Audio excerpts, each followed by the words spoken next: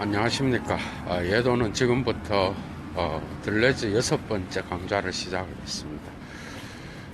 주로 1980년도에 나온 밀블라또라고, 부제는 당연히 카피탈리즘의 스키조프레니라고, 자본주의와 정신분열증이라고 하는 부제를 달고 있고, 또 청계의 고원이라고 번역이 됐죠. 이 고원은 다양한 지층으로 구성되어 있고, 그죠? 들레즈의 지질학적인 어떤 그러한 문화 분석이 들어가 있습니다. 이 천의 고원을 단 한 번의 강좌로 정리한다는 건 웃기는 거고, 그죠? 거기에서 다양하게 나타나는 정신분석학, 언어학, 그 다음에 또, 그 곳곳에 숨어 있는, 생성의 존재론, 그죠? 거기에 대항하여 또, 분자학, 지질학, 이건 뭐 물리학, 수학, 오만 개 다, 잡다하게 들어 있어서, 이 작품을 읽는다는 건 여러분들이 그 모든 것을 알고 읽는다기보다는 그 각각의 다양한 철학자들의 또 그 개념들 얼마나 많은 게 여기에 나타나는지 몰라요. 리조움의 개념이라든지 지구의 도덕적 지질학, 그 다음에 기관 없는 신체, 이런 개념들, 그 다음에 얼굴성, 또 유목민과 전쟁기계, 또 추상기계,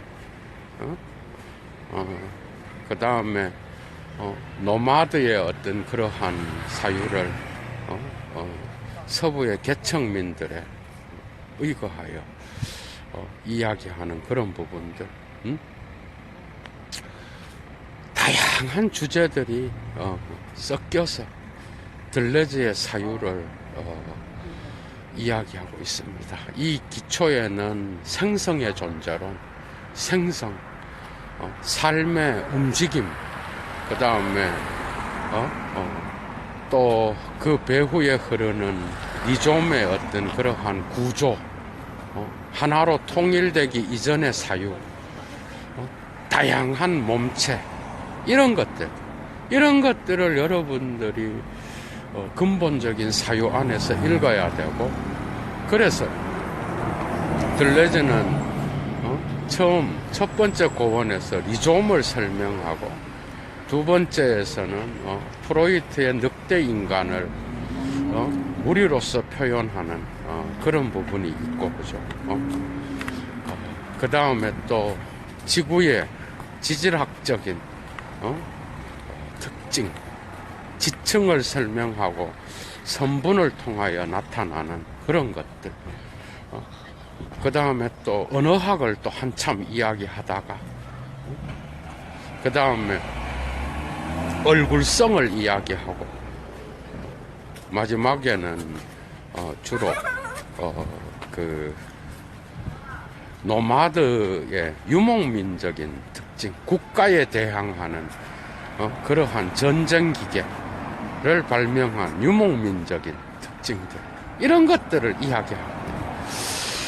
그래서 이것은 지구의 역사를 다양한 방식으로, 지질학적으로, 지구는 기관 없는 몸이고, 거기에는 다양한 지층들이 형성되어 있고, 역사적 시기에 따라서 어떻게 보면은 고고학적인 그러한 개념도 들어가 있어요. 그죠? 그래서 후코의 지식의 고고학에 나오는 것처럼 그런 것들.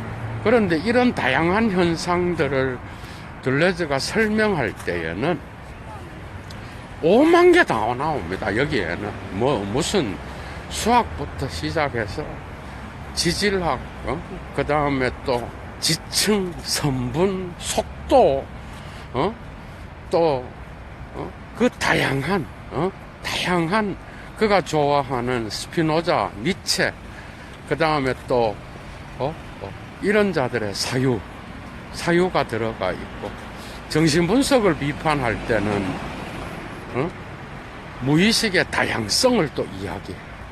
거기에는 프로이트의 개념뿐만 아니라 융의 원형 개념도 나오고, 그죠? 언어학을 이야기할 때는 그 비판적으로 이야기합니다. 다. 그러니까 언어는 결코 실제를 붙잡을 수 없고, 들레자 할 때는 실제 자체가 이렇게 정지되어 있는 게 아니에요. 실제는 언제나 움직이는, 움직임에 의하여 나타나는, 그래서 생성되고 언제나 변화되어 가는 그런 개념의 실제이기 때문에 언어는 결코 실제를 붙잡을 수 없다. 그 옐름슬레우의 내용과 표현을 나누는 부분, 이런 것들. 그 다음에 소시르의 실증주의적 언어관을 또 해체하는. 그래서 자기 자신만의 언어는 결코 이러한 생성과 언제나 변화되어 가는 이 세계 사물을 표현해낼 수 없는 언어의 한계를 또 이야기하고, 그죠? 그런 것. 그래서 자본주의 국가에 대항하여 전쟁 기계를 만들어낸 그 유목민을 설명할 때는 또 미국의 서부 개척자들, 그죠? 동부가 산업화되잖아, 국가에 의하여. 그런데 그 서부의 개척자들이 전쟁 기계를 발명하면서 국가에 대항하여, 징기스칸 알죠, 여러분? 역사적으로 그런 이야기라고 하죠. 그래서 전쟁 기계는 자본주의의 구조에 대항하는 그러한 것으로 나타납니다. 그 다음에 수목형의 형이상학적 질서에 대항하여 리좀형의 어떤 그러한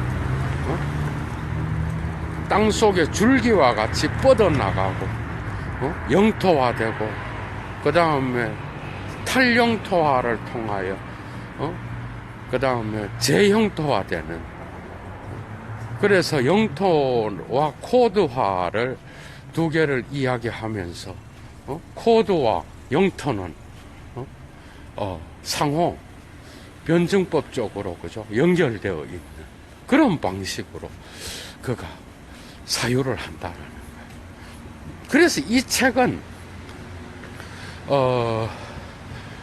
그 72년도에 나온 자본주의와 분열증의 안티오이디푸스와는 또 다르게 약간 좀 각각 단원별로 여러분들이 이 작품을 읽어도 될 정도로 연결점이 따로 있는 게 아니라 각각의 고원들, 그죠? 그 천의 고원들은 각각의 다양한 몸체를 형성하고 있고, 그것은 하나의 유기체적 생명에 의하여 인격적으로 하나로 통일될 수 있는 고원이 아니라 각각 퍼져 있기 때문에 여러분들은 관심사에 따라서 각각의 장들을 따로 읽어도 될 정도로 그렇게 들레즈는 분석해 나가고 있습니다. 그런데 그 고원은 문화의 어떤 지층을 갖고 있고, 그죠? 그 지층들은 또한 그 하나의 통일적 어떤 그러한 구조를 갖고 있는 게 아니라 리좀과 같이 그 뿌리에는 문화의 다양한 힘들이 작동하고 있고, 이 니체로부터 영향을 받았어요. 그러니까 기관 없는 몸은 스피노자와 니체적 사유에 대한 어떤 그러한 해석인데, 기관 없는 몸은 안티오이디푸스와 천혜고원에서 계속 나와요. 기관 없는 몸을 따로 이야기합니다. 장을 잡아서. 중반 부분에서, 천혜고원에서. 기관 없는 몸이 뭐야, 그러면? 기관 없는 몸은, 문화가, 그죠? 어떤 그 몸체들을, 하나로, 유기체적으로, 인격화하고 통일시키기 이전의 상태. 그러니까 생성과 변화를 고정시켜서 문화의 어떤 그러한 공간화를 확정하기 이전의 상태. 그게 바로, 그래서 어떻게 보면 여러분 스피노자의 코나투스 욕망 개념이, 능산적 자연, 이 세계의 개체들이 자기 자신의 어떤 보존 본능을 통하여 자기를 보존하려고 할 때 각각의 존재자들 안에서 나타나는 그러한 이 코나투스 개념은 인격이 없어요. 오직 하나의 실체. 그러나 그 다양한 것들 안에서 존재자들을 보존하고 자기 자신을 지속할 수 있게끔 하는 그런 개념. 그래서 이것은 하나의 인격체와 같이 어떤 것을 통일시켜서 여러분들 들레즈는 유기체를 제일 싫어합니다. 유기체는 통일체를 이야기하는 거예요. 그러니까 하나의 인격이 팔과 다리를 사용하고 눈을 사용해서 보고 이렇게 해서 유기적으로 통일을 시키는 그 전의 상태를 이야기하는 거예요. 그 이전에. 그래서 기관 없는 몸은 어디에서나 나타나는 거예요.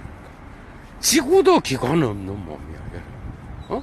거기에 인간들이 자기의 문화적인 어떤 그러한 야망을 갖고 그거를 통일시키려고 하지만은 각각의 지층은 그거는 통일에 의하여 하나로 통합될 수가 없는 거예요. 각각의 지층은 통일시키려고 하는 힘과 거기에 저항하여 분리시키려고 하는 분산의 힘이 동시에 함께 들어있는 거예요. 그죠? 그래서 들레즈의 사유는 리좀으로부터 시작합니다. 리좀. 식물학적 개념이죠. 식물이 들어요. 여러분 한번 봐봐. 이 식물은 두 가지의 유형을 이야기해요.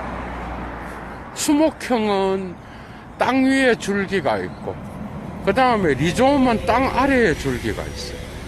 땅 아래의 줄기는 뭐야? 결코 중심이 없어. 유기체적으로 형성되는 게 아니라 이것은 어떻게 뻗어나갈지 모르는 거야. 그죠? 어디로 뻗어나갈지 몰라. 그리고 뿌리가 뻗어나갈 때에는 방향이 없어. 특정한 방향이 없고 그냥 지 멋대로 뻗어나가는 거야. 그런데 이게 뻗어나갈 때 그냥 직선으로 수평으로 뻗어나가는 거지. 그죠? 그런데 질서가 없어. 그리고 뻗어나갈 때에 각각의 또 특정 지점에서, 그죠? 또 다른 중심을 형성하면서, 그러니까 중심이 한 개가 아니라 수만 가지야. 그리고 거기에서 또 다른 지점을 특이점이라 그러죠. 특이점을 형성할 때는 또다시 코드화가 돼야 돼. 그러니까 코드화는 탈영토화가 있어야 되는 거예요. 재영토화가 가능하려 그러면 코드화가 가능해야 돼. 그죠? 코디피카시형. 그 다음에 테리토리알리자시형. 이건 뭐예요? 영토화예요. 영토화와 코드화는 변정법적으로 연결돼요. 욕망이라든지. 이거는요, 욕망, 이런 개념보다는 힘의 의지. 니체가 말하는 그 힘의 존재론, 힘 자체의 어떤 그러한, 통로를 이야기하는 거예요. 모든 문화적 기호 안에 들어있는, 모든 인간이 갖고, 인간이 자연과 만나서, 자연적인 것과 인간적인 것의 경계에서 문화가 나타나잖아. 거기에서 나타나는 모든 힘의 생성의 그러한 근원적인 움직임을 표현하는 게 바로 영토화와 코드화입니다. 그러니까 코드화는 언제나 영토화돼. 그래서 특정 지역의 영토화되면 그게 또 그냥 그 자리에 있는 게 아니라 그 힘이 리조움의 줄기와 같이 거기서 중심을 잃어서 또 탈영토화돼서 코드를 통해 연결돼. 그러다가 또 특정 지점에서 영토화되면 이거는 또 탈코드화돼, 여러분. 그래서 거기에서 또 다른 중심을 형성하고 또 다른 방식으로 창조적으로 뻗어나가는. 그러나 수목형의 형이상학은 뭐예요? 지금까지의 모던적이고 지금까지의 철학에서 사용되었던 그러한 플라톤 이래로 사용되었던 사유가 바로 수목형의 형이상학이라. 이데아의 질서, 그 다음에 현상계의 질서. 여러분, 거기에는 동물과 식물과 신이 있고, 그죠?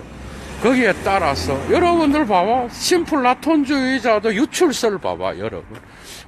누스가 있고 영혼이 있고 인간이 있고 동물이 있고 이런 방식으로 질서 잡혀져 있다라는 이런 질서는 사실 환상이라는 거예요.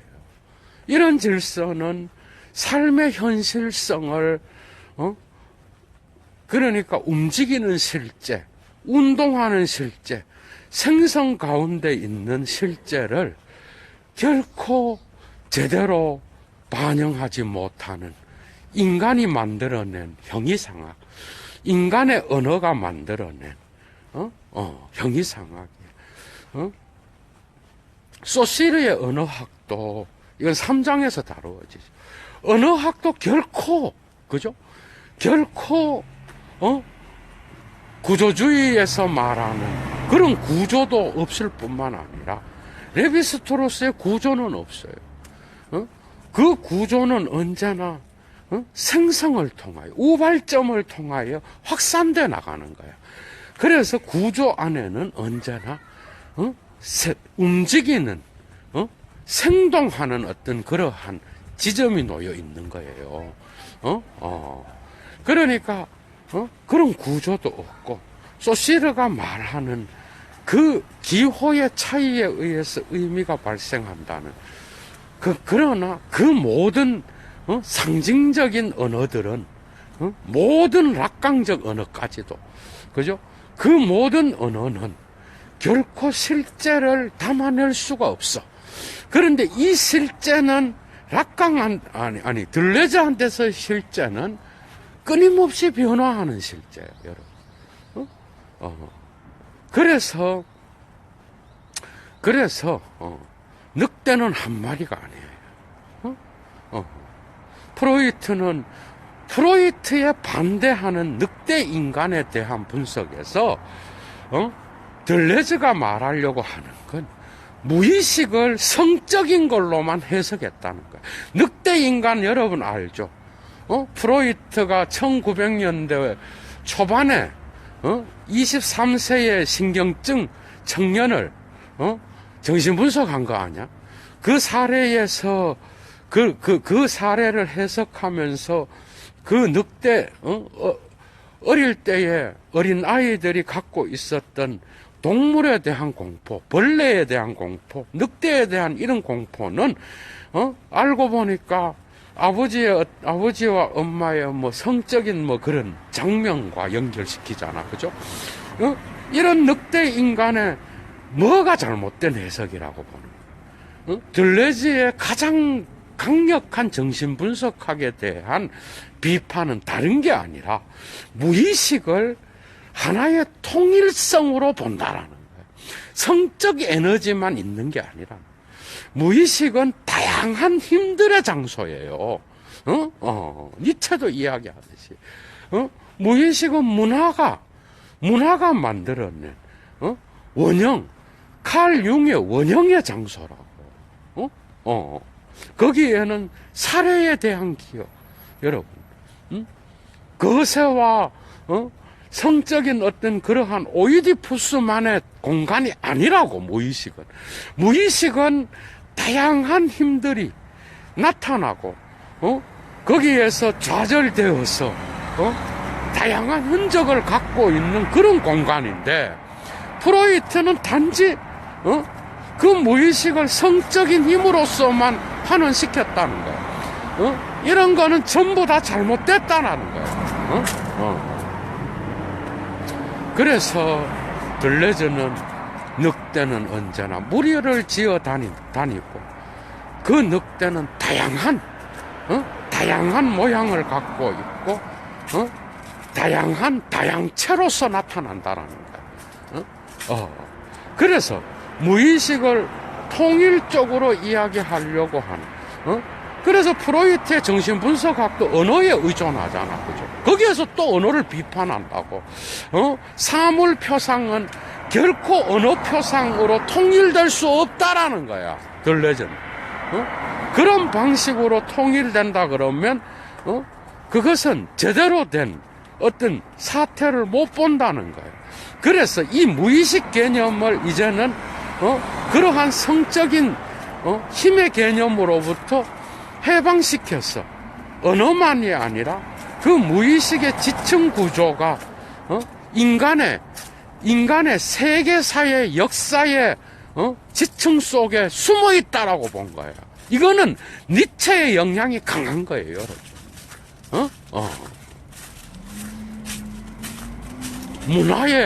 문화는 몸이에요, 여러분. 그 몸은 기관 없는 몸이야. 인격이 없어. 그냥 힘들이 충동하는 곳이에요. 인격이 있어서 통제하면은 그런 잔인한 역사가 어떻게 형성될 수 있었겠습니까? 그게 없어요. 언제나 기관이 없는 몸이야. 그게 바로 지층이에요. 인류 역사의 지층이 그렇게 구성되어 있어. 도덕의 지질학에 나오는 개념들이 그런 거예요. 지구의 나이를 이야기하고 그 지층이 어떤 방식으로 연결되어 있는가 하면은 결코 리좀의 형식으로 나간다는 거예요. 수목형은 잘못됐다라는 거예요. 그래서 모든 글쓰기는 리좀식으로 나가야 되는 거지. 하나의 통일적인 의미의 책을 만들어내는 게 아니라는 거예요. 하나의 통일적인 의미의 책은 저자의 환상인 거지. 인류 역사의 보고, 인류의 문화의 지층들은 그런 방식으로 형성되어 있는 게 아니라는 거예요. 그 지층은 리좀의 구조와 같이 뻗어나가고 탄생하고 새로 창조하는 방식으로 다양한 중심체들이 수만 가지가 존재하면서 그 다양체들이 서로 영토화하고 탈영토화하고 재영토화하면서 각각의 힘을 다른 방식으로 배치하고 그래서 천혜고원에서 욕망은 힘에 의해 배치가 되는 거예요.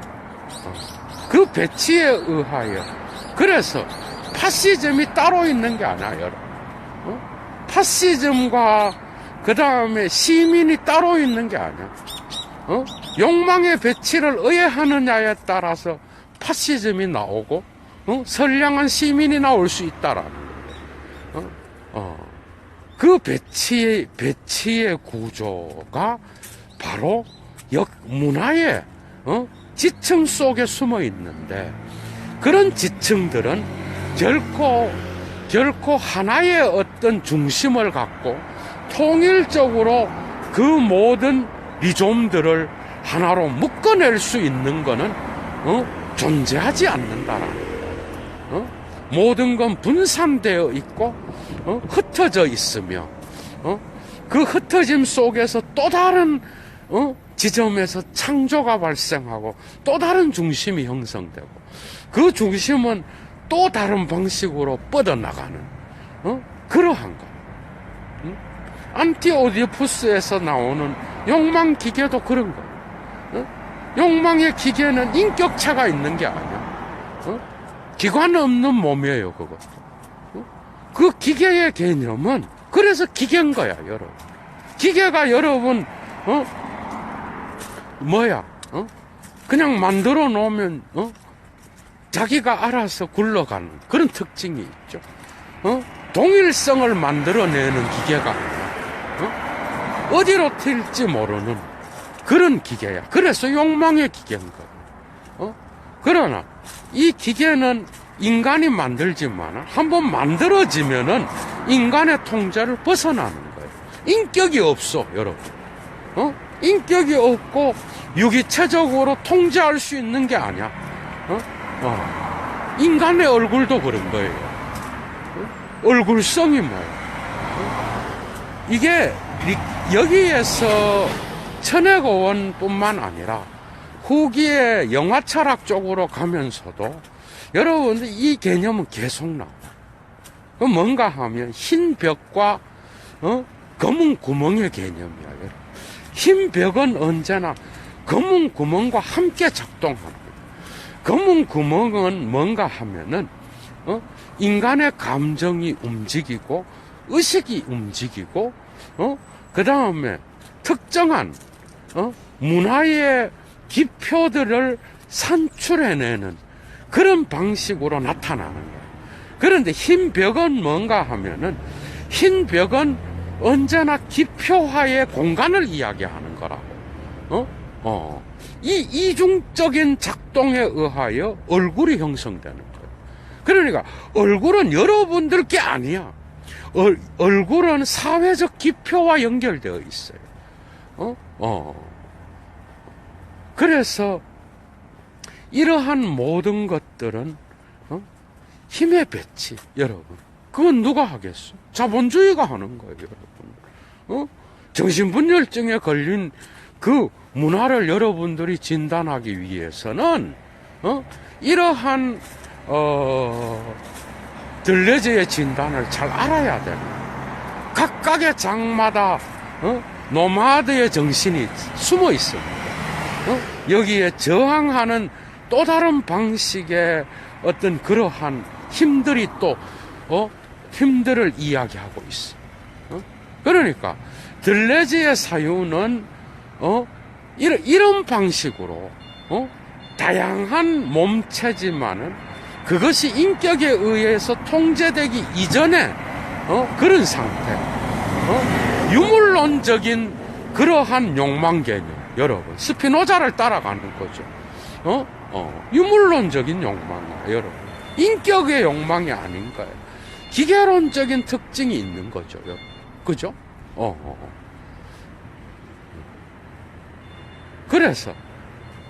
그래서 다양한 방식의 지층들이 나타납니다. 그 다음에 또 차이와 반복에서 나오는 뭐죠? 미분적분을 이야기하잖아. 디페런시아시옹이라고, 그죠? 미적분은 속도와 그 다음에 기울기를 설명하잖아, 그죠? 거기에서 앵땡시대의 개념을 만들어내잖아. 그게 뭐야? 강도의 개념이야. 그러니까 모든 속도는 어떤 거리라든지 정확성에 의해서 측정되는 게 아니야. 특정한 제로점을 만들어야 되고 그 다음에 거기는 무한소가 있는 거예요, 여러분. 무한소는 생성의 장소야. 결코 특정한 어떤 그러한 개념으로 확정될 수 있는 장소가 아니야. 그래서 속도의 개념이 중요해. 그 다음에 확산되는 거. 그래서 그것은 강도로 표현될 수 있어야 돼요, 여러분. 이러한 개념. 그래서 얼굴이라고 하는 거는 그런 방식으로 주체화와 기표화를 통하여 흰 벽이 기표화예요. 이건 또 다른 데서는 다르게 또 설명돼. 그 다음에 검은 구멍은 주체화야. 그런데 주체화는 지 마음대로 주체화되는 게 아니야. 기표화에 저항하여 주체화가 나타나. 그런데 이 주체화는 기표화에 의하여 복종할 가능성이 많아. 이 이중적 힘에 의하여 얼굴이 형성되는데, 들레즈는 여기에서 노마드적 사유를 풍경으로 갖고 가요, 여러분. 베이자죠. 그래서 힘들이 배치한 얼굴이 있는 거예요, 여러분. 예도가 얼굴의 미학에서도 설명했듯이 자본주의가 배치한 얼굴, 여러분. 그 시대에 특정 힘이 그 힘이 배치하여 얼굴은 이런 거다 기표화시키는 거예요. 그래서 눈, 코, 입, 여러분, 그런 것들을 부분 욕망으로 분산시키는 거야. 그러나 얼굴은 언제나 풍경과 함께 나타나. 그래서 얼굴은 시간성이 있고, 그죠? 여기에서 풍경을 통하여 드러나는 이 얼굴은 자본주의라든지 그 시대의 특정 힘에 의하여 배치한 얼굴에 조각난 그러한 기관 없는 몸을, 그죠? 제대로 된, 그러한 얼굴로 만들어가는 거예요, 여러분. 옛날에, 그죠? 옛날에, 여러분 한번 봐봐. 징기스칸 생각해봐. 정말 과격한 인간이죠. 그는 노마드에 의해 보면은, 노마드의 질서, 자본주의의 질서, 국가의 질서, 그 다음에 특정한 힘의 질서에 저항하여 언제나 방랑하는 몽골의 베두인족이잖아. 그죠? 그는 뭐예요? 결코 한 곳에 정착하지 않아. 정착은 언제나 질서화를 만들어내요. 여러분. 미국의 서부 개척자들 한번 보셔요. 말을 타고 끊임없이 돌아다니는. 그래서 이들은 전쟁 기계를 발명하는 자들이었어. 전쟁 기계. 전쟁 기계를 발명하는 자였기 때문에 이들이 가는 공간은 매끄러운 공간이었어요. 결코 홈이 패인 공간이 아니야. 여러분, 이 매끄럽고 홈이 패인 공간을 또 마지막 부분에서 언급하잖아, 들레즈가. 매끄러운 공간은 뭐예요? 노마드와 그 다음에 유목민들이 갖고 있는 공간의 방식이야. 살아가는. 그런데 홈이 패인 곳은 뭐야? 여러분, 이게 검은 구멍 생각 안 나요? 검은 구멍? 검은 구멍이 홈이 패인 곳에.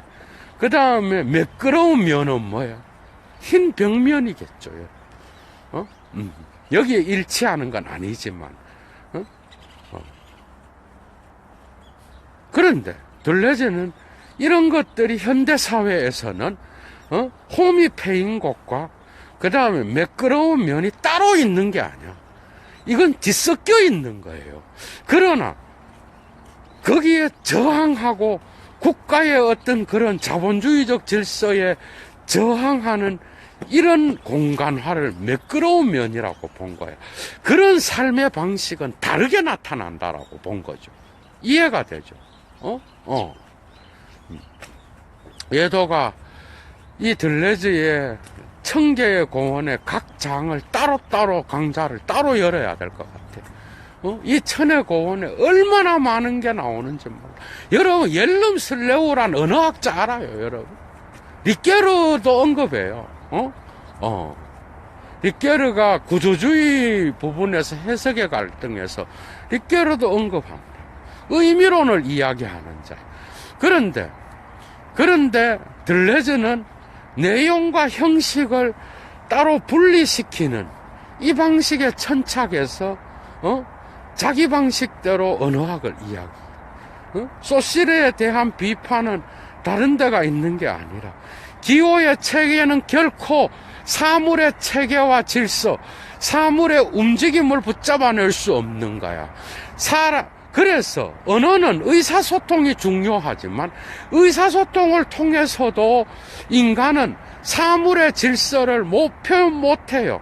이거는 니체가 가르쳐 준 거죠, 여러분. 언어는 결코 삶의 질서, 삶의 생명력을 표현해낼 수가 없어. 그래서 언어는 통합시키고 모든 소시르의 언어뿐만 아니라 언어에는 언제나 문법과 구조가 있다 그러잖아. 들레즈는 이 문법과 구조 속에 언어학의 문법과 구조 속에 어떤 실제의 움직임도 잡아낼 수가 없어. 그래서 언어의 한계를 이야기하는 거예요. 언어의 영토화 속에 실제는 잡히지 않습니다. 그런 방식으로. 그래서 국가라고 하는 그 거대한 질서화에 저항하는 그러한 유목민은 언제나 매끄러운 면을 창조하는 자. 이것은 바다에서도 일어났고, 왜냐하면 역사적으로 각 시대마다 다른 방식으로 노마드 유목민들은 전쟁 기계를 통하여 국가와 싸우잖아, 그죠?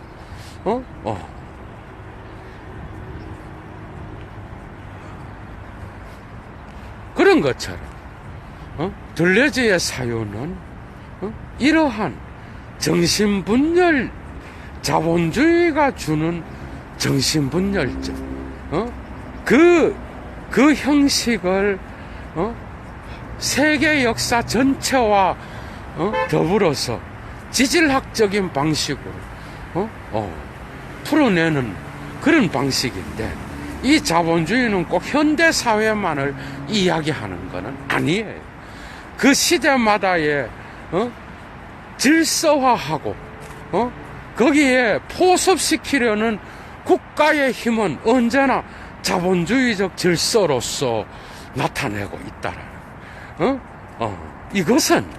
이것은 인간을 정신분열증에 걸리게 만드는 그러한 구조를 갖고 있었다라는 거예요. 그러나 인류 역사는 언제나 두 가지의 힘이 작동했다는 거예요. 그 지층을 분석해 보면 이러한 질서화에 저항하는 힘들은 매 순간 들레즈와 같은 방식으로 사유했다라는 거예요. 그러나 인류의 지층의 구조 역시도 결코 통일적인 지층은 존재하지 않는다는 거예요. 이해가 되죠? 그래서 들레즈의 고원은 수천 개의 다양한 고원들이 있고, 그 밑에의 지층들은 그 선들이 선분이라 그러지. 그 선들이 어떤 방식으로 연결되어 있고 얼마나 다양하고 복잡하게. 여러분들 몸이라는 게 어때? 몸은 유기체가 되기 이전에 그 안에는 셀 수 없는 세포들이, 그죠? 몸을 형성하고 있어요, 여러분. 그런데 이것이 유기적이 되려 그러면 주체가 형성돼야 돼. 맞죠? 그런데 기관이 형성돼 버리면 이것이 통합될 수 있는 거잖아, 그죠? 그런데 통합돼 버리면 각각의 그 몸은 유물론적인 기계에서 관념론적인 기계가 돼버리는 거예요, 여러분. 문화는 결코 이러한 기관이 되기 이전의 기계와 같이 작동한다고 본 거예요. 인류 역사의 지층도 그런 방식으로 연결되어 있는데, 사실 인간이 문화를 만들면서 어떻게 보면 그 지층들을 그런 유기체적으로 구성하려고 노력했을 수도 있어요. 지구는 그냥 뭐죠? 지구는 그냥 뭐야? 기관 없는 몸이에요, 여러분. 이 몸에다가 인간은 거기에다가 문화적 기호를 통하여 통일성을 부여하려고 하지만은, 그러나 그것은 결코 그런 방식으로 통일될 수 있는 게 아니었어요. 그래서 그 역사적 지층들을 분석할 때 그것은 다양한 방식으로 나타나는 그러한 고원을 구성하고 있는 거라. 이해가 되죠? 가끔 칸트와 헤겔을 싸잡아서 까는데 저는 여기엔 동의하지 않습니다. 칸트와 헤겔은 그런, 제가 볼 때 들레즈가 가장 오해한 게 헤겔이 아니었나 싶어. 칸트도 그렇지만 주체화를 통하여 유기체적 그러한 통일성을 이야기하는 그런 철학자, 여러분. 그런데 칸트와 헤겔이 그런 들레즈의 그런 몇 줄 안 되는 그런 논평으로 그렇게 환원될 수 있는 그런 인물이 아니죠, 여러분. 그건 또 다른 이야기예요. 당연하죠. 문화의 구조는 서양인들의 어떤 그러한 이성 담론에 의하여 하나로 통일될 수 있는 문화가 없죠. 당연히 세계 역사는 그건 당연한 거죠.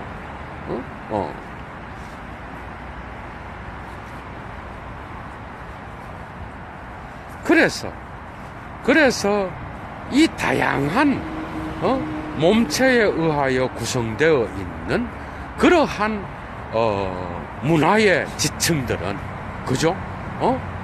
다양한 힘들이 서로 작용했던 그러한 장소였다는 거예요. 그것이 바로 인류의 문화 역사를 형성했던 그러한 지층에 의하여, 그죠? 지금까지 나타나 있는 엄청나게 고고학적으로 볼 때는 다양한 층을 형성하고, 그 층은 시대별로 구분될 뿐만 아니라 뭐죠? 가로로 구분될 뿐만 아니라 또한 세로로도 구분되는, 그래서 그 선들은 어떤 방식으로 통일될 수 없게끔 그렇게 복잡한 방식으로 형성되어 있는 거예요. 노마드의 얼굴은 어떤 얼굴이에요, 여러분? 노마드의 얼굴. 노마드의 얼굴은 당연히, 노마드들은 여행을 하는 자들이잖아요. 그죠? 여행을 하는 자들은 풍경을 좋아합니다. 노마드가 가는 곳에는 언제나 새로운 풍경이 펼쳐지죠. 그 펼쳐지는 관점에서 결코 특정한 질서로 기표화될 수 없는 그런 얼굴을 가진 자들이에요. 그러나 이 얼굴은 매 순간 새로운 풍경을 통하여 새롭게 나타나는 그런 얼굴들이에요. 이거는 자본주의가 만들어낸 욕망의 배치에 저항해야 된다라는 거야, 여러분. 새로운 힘을 향하여 나아가는. 그래서 유목민들은 언제나 특정 장소에서 질서화하지 않아. 언제나 움직이면서 새로운 생성의 세계를 향하여 나아가고, 그 세계를 향하여 뻗어나가면서 언제나 경계에서, 그죠? 서부 개척자들이 새로운 공간을 창조하기 위하여 매 순간 말을 타고 떠돌아다니고, 그래서 생존 전략을 통하여 전쟁 기계를 발명했듯이 그런 방식으로 매끄러운 면을 끊임없이 창조해가는 그러한 존재. 그게 바로 들레즈가 박수를 치는 그러한 유목민의 구조가 아니겠어요, 여러분? 매 순간 국가는 탁월한 방식으로 검은 구멍을 갖고 질서화를 잡아요. 그래서 이 새로운 매끄러운 면을 구멍을 내고, 그죠? 거기에다가 자기 방식의 질서를 통하여 다양한 인간들의 욕망을 배치하고 구조화하고 그러니까 이러한 지층 안에는 이런 것들을 해체하는 그러한 힘이 유목적 힘이 작동을 했고, 그죠? 그렇게 하면 또 다른 힘이 와서 거기에 새로운 질서를 잡고 수목형의 여러분 봐봐. 공간이라고 하는 거를 질서를 잡으려면 정착해야 돼, 여러분. 그래서 국가는 언제나 정착민들의 상징이에요. 그러니까 구멍을 내고 그 정서들을 질서 잡아야 되는 거야, 여러분. 그래서 언제나 리조움을 수목형으로 만들어야 돼. 이런 질서화의 과정 안에서 다양한 전략을 통하여 자기 자신을 지키려고 한다. 그러니까 이러한 국가의 보존 본능은 언제나 수목형을 통하여 하나의 통합, 유기체적인 방식으로 사회를 질서 잡는다. 그죠? 그런데 이러한 질서에 대항하여 매 순간 이것을 해체하고 새로운 창조가 나타날 때는 언제나 유목적 사고가 그 문화에 나타나서, 그죠? 그런 것들의 질서화에 저항하여 그 모든 그 국가의 코드, 그죠? 그러한 형이상학적 코드를 새로운 방식으로 탈영토화하고 그것을 새로운 방식으로 창조하고, 그래서 또 다른 창조의 영역으로 끊임없이 뻗어나가면서 탈영토화를 통하여 재영토화하는 그런 방식으로 지층을 형성해 나갔다라는 거. 그래서 언제나 생성과 새로운 창조의 목선, 유목적 사유를 가진 그런 자들에 의하여 형성되었다라고 합니다. 이거는 철저히 들레즈가 좋아하는 거죠. 들레즈적인 그러한 발상이죠, 여러분. 제가 볼 때 니체 전공자로서 또 한 말씀 드리면, 이 지층을 제가 도덕의 계보학 4장에서 그 강의를 할 때 들레즈와 푸코를 1년 전 강좌에 이미 그 이야기를 했어요. 여러분 한번 생각을 해봐. 문화를 정신 분석한 자가 니체입니다, 여러분. 문화는 지금 현재의 모습으로 질서 잡혀져 있는 것 같아. 이건 니체가 보여준 거예요. 그런데 이 질서 잡혀져 있는 이 문화를 그냥 이 문화로부터 원인을 거슬러 올라가서 문화의 보이는 모습으로부터 출발하여 원인을 끄집어내는 이런 문화 방식은 문화를 결코 설명할 수 없다. 이게 니체의 계보학적 진단입니다. 그러니까 문화의 몸은 지금 보이는 모습이 결코 다가 아니다.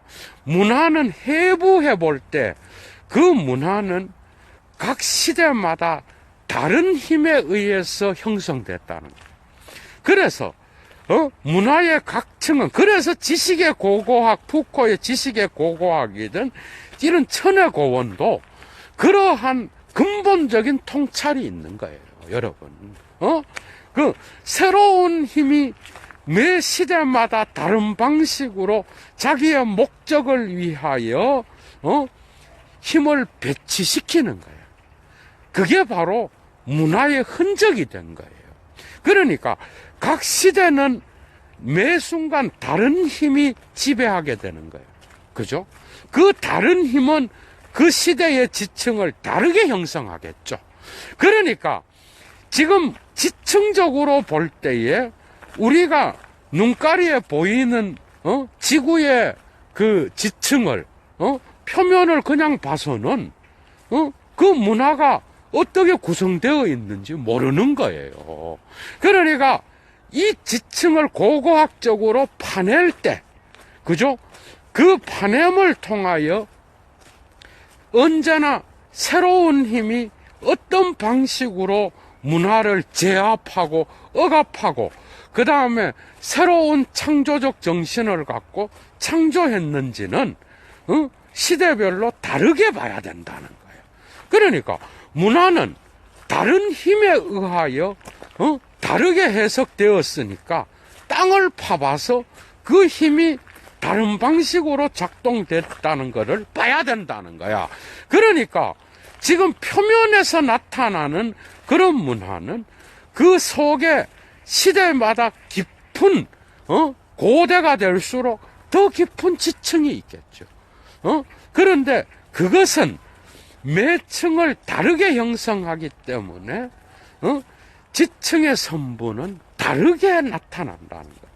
매 순간 이중화를 통하여 정착하는 것 같지만 또 다른 선부는 끊임없이 또 다른 선을 통하여 탈영토화된다는 거예요. 맞죠? 그런 방식으로 다양한 층이 리좀식으로 연결되어 있는 게 문화의 힘이라는 거야. 그렇다 그러면 이러한 플라톤으로부터 형성되어 왔던 그러한 수목형의 질서형의 형이상학적 질서를 갖고는 이 문화의 그러한 보이는 표면만을 분석할 뿐이지 그 속에 들어있는 무의식의 층은 분석해낼 수 없다는 거죠. 이 무의식의 층이 바로 문화의 니체가 말하려고 하는 문화의 몸입니다, 여러분. 이 몸은 그래서 유기체적으로 통일된 모습을 보게 되면은 이 지층들이 어떻게 해서 이런 모습을 형성하는지를 제대로 못 보고 쏘가버린다는 거예요. 이해가 되죠? 그러한 어떤 문화의 몸에 대한 해석에 근거하여 푸코와 들레즈는 지식의 고고학과 천의 고원의 다양한 지층들을 통하여 드러나는, 그래서 들레즈의 각각의 고원에서의 어떤 분석 안에는 언제나 기존 질서가 만들어 놓은 그 힘에 저항하는 그 새로운 힘을 언제나 이야기하고 있는 거예요. 이걸 잘 읽어내야 된다고. 이해가 돼요? 그러니까 움직이는 실제, 그러니까 통합을 통하여 통일되기 이전에 유기체적 구조를 만들기 이전의 몸, 그것이 바로 문화의 몸이라. 유기체가 되어버려. 여러분들 봐봐. 통일체가 돼서 거기에 인격이 들어가서 내가 발을 사용해, 내가 다리를 사용해. 그래서 주체가 형성돼서 그것을 사용하게 돼버리면은 뭘 못 보게 되는 거예요. 팔이 손을 붙잡는 손인지, 이것이 성적인 어떤 것을 상징하는 손인지 모른다는 거야, 여러분. 이해가 돼요? 문화 속에서 각각의 몸은 발은 걷기 위한 발인지, 남에게 폭력을 쓴 발인지, 그걸 어떻게 아느냐 말이야. 그거는 그 시대의 힘의 작동, 기관 없는 몸이 어떤 방식으로 작동했는지를 제대로 봐야 된다는 거예요. 그래서 이 고원의 심층을 이루고 있는, 표면 배후를 이루고 있는 그 배후의 지층들은 눈가리에 보이는 표면에 의해서 분석될 수 있는 게 아니라는 걸 이야기하는 거예요. 힘의 강도가 있다는 거고, 거기에는 속도가 있다는 거고, 그죠? 거기에는 또 다른 어떤 그러한 힘의 다양한 힘들이, 복수의 힘들이 서로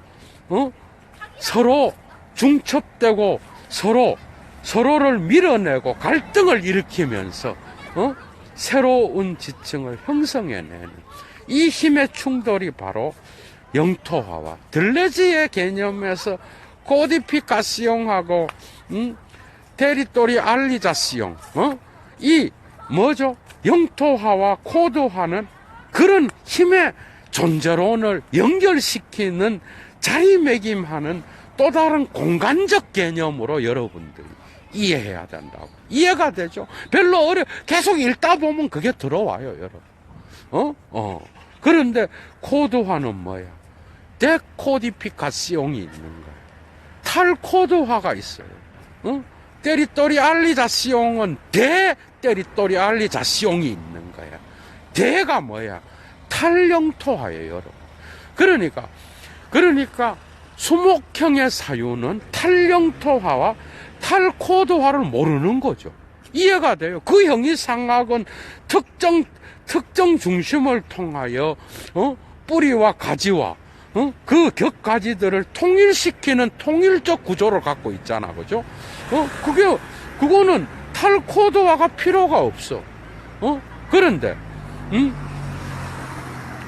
다양한 중심을 가진 리좀형은 탈코드화가 없으면 다른 뿌리랑 연결이 안 돼요, 여러분. 감자가 막시 줄기를 통하여 막 주렁주렁 여러분들 그게 어디로 뻗어나갈지 모르잖아. 각각의 감자를 특이점이라고 할 때, 여러분. 그것이 다른 줄기로 뻗어나가는 그 줄기는 탈영토화와 탈코드화를 이야기하는 거예요. 이해가 돼? 새로운 출발을 나타내는 거예요. 매 순간 출발점도 없고 종착점도 없는 그러한 이것이 욕망의 통로가 될 수도 있고 권력의 힘이 될 수도 있고 배치가 바로 이러한 통로를 이야기하는 거겠죠. 이런 통로가 어떻게 움직이는 걸 잘 보고 그 질서에 저항하여 새로운 세계를 창조해내고 자기 자신의 영토화와 코드화를 새롭게 창조할 수 있는 그런 인간, 그 새로운 힘이 바로 이러한 국가의 질서에 저항하는 그러한 유목민적인 사유겠죠. 그죠? 전쟁 기계는 그 수단을 통하여 자기 방식의 창조적 도구를 만들어내는 그러한 수단이겠죠. 할 얘기가 너무 많지만 예도는 천혜고원을 분해해서 매 장마다 나타나는 그 고원의 특징들을 여러분들에게 기관 없는 신체, 얼굴성은 오늘 미학으로 또 풀어냈죠, 예도가. 그 다음에 또 전쟁 기계, 리좀은 또 다른 방식으로 이야기할 수 있죠. 그 다음에 천혜고원에 나타나는 언어학, 그 언어의 한계는 생성하는 실제가 언어는 어떤 언어도 담아낼 수 없기 때문에 그 언어는 또 다른 방식으로 언어의 명령어가 뭐고, 그죠? 들레즈와 가타리의 새로운 방식의 언어관을 또 따로 설명할 수 있겠고, 그래서 각각 개별적으로 다 다뤄야 되지 않을까 싶습니다. 어쨌든 7번째 강좌죠. 들레즈는 80년대부터 이제 예술과 영화 쪽으로 나가죠. 그 첫 작품이 로지크 디 성사시옹이라는 작품입니다. 이거는 감각의 논리로 번역됐는데, 이거는 프란시스 베이컨이라고 하는 철학자 말고 19세기, 20세기의 아일랜드 화가의 작품을 이야기하고, 거기는 다양한 화가들이 나옵니다. 미학책이죠. 7번째는 일단은 7번째 들레즈 강좌는 그 작품, 그죠? 감각의 논리를 다루겠습니다. 천혜고원 여러분, 한번 읽어보셔요. 대가리가 터져. 대가리가 터지더라고. 특정 철학 분야는 예도는 철학자로서 그쪽 부분을 읽을 때 공감할 수 없는 부분도 꽤 있었지만 어쨌든 새로운 사고를 창출하는 그러한 부분들도 꽤 많았다는 여러분들 꼭 1차 자료를 한번 읽어보세요. 시간이 되시는 분은 관심 가는 분야를 따로 떼갖고 읽으셔도 됩니다. 자, 오늘 예도의 강좌 마치겠습니다. 좋은 하루 되시고요. 6번째 강좌 들레즈의 지층 천혜고원이었습니다. 주스